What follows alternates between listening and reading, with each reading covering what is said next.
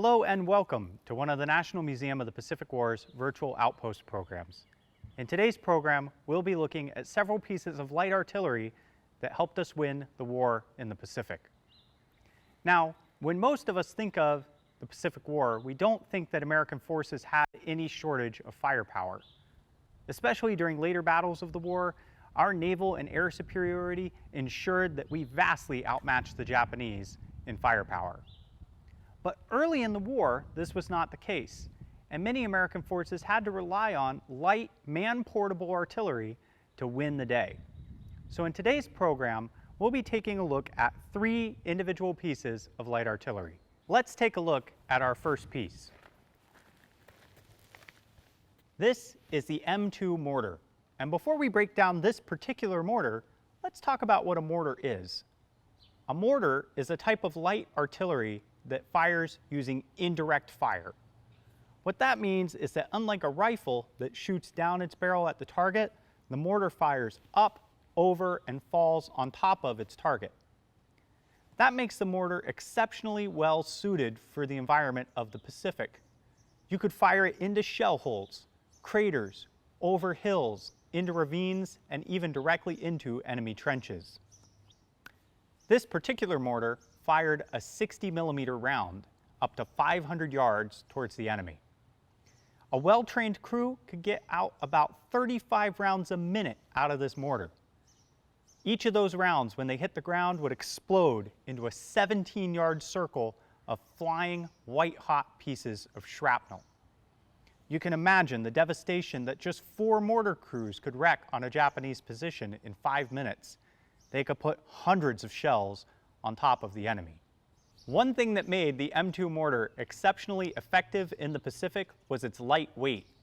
Weighing only 42 pounds, this weapon could be slung over the shoulder of a soldier or Marine and carried wherever it needed to go, whether or not there was a road that went there. Over 60,000 M2 mortars were produced during World War II, entering service in 1943 and remaining in service for decades to come.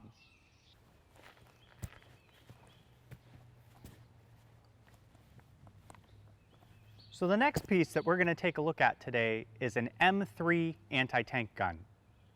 Now this weapon was not designed for the Pacific theater. Instead, it was designed to fight against tanks in Europe. However, by the time it entered service in the Battle of Kasserine Pass in Tunisia, it proved to be insufficient against the thick German armor that it encountered. The 37mm round that it fires in several instances was recorded to hit a German tank and bounce harmlessly off the front, earning this weapon the name pea shooter. In the Pacific, this weapon gained greater notoriety. It was more than enough for lightly armored Japanese tanks, and it even developed a reputation as a bunker buster. This was a versatile weapon. It could be fired by a crew of as little as 2. And it had a wide variety of types of munitions. You could fire high explosive, armor piercing, and even canister rounds against the Japanese with this weapon.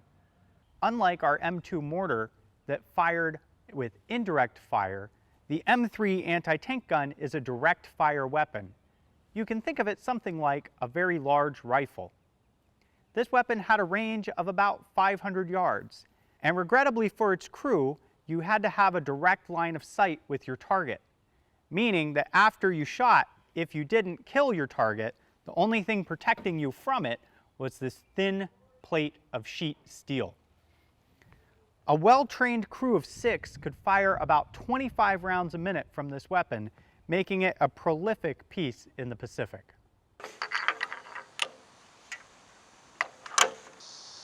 Ready, sir?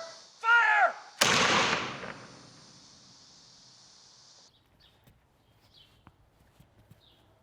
So the last light artillery piece that we'll be taking a look at today is the M116 pack howitzer.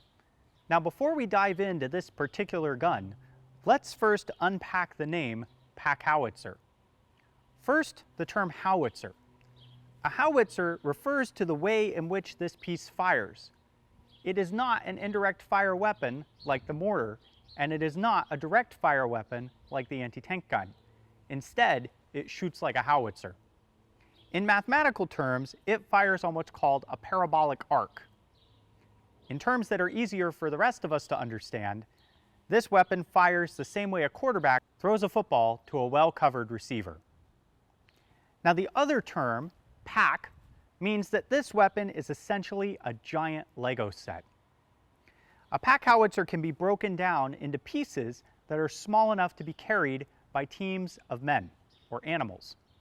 And this means that despite the large size and wheelbase of this firearm, it could actually be carried over obstacles like ravines, cliffs, and hills, making it easy to surprise the enemy with where your artillery was located. In terms of caliber, the pack howitzer is actually the largest of any firearm that we've looked at today. It has a 75mm shell, dwarfing the 37mm anti-tank gun and coming in larger than our 60mm mortar. It fired high explosive rounds on the enemy and was absolutely devastating. A Marine Corps division would have been supported by 36 pack howitzers at the beginning of the war. Later, they upgraded from this 75 to a larger version of the same weapon. The pack howitzer had a range of over 5 miles, meaning that if you were crewing one of these weapons, you were considerably further back from the front line than the crew of your anti-tank gun or your mortar. Over 5,000 pack howitzers were produced during the Pacific War and are still in use today during ceremonial gun salutes and are used to clear avalanches on mountain passes. Fire in the hole!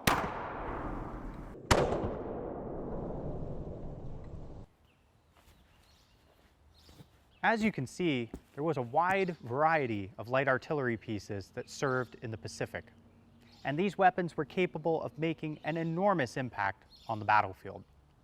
Hopefully you've learned something new about light artillery and how it helped us win the Pacific War.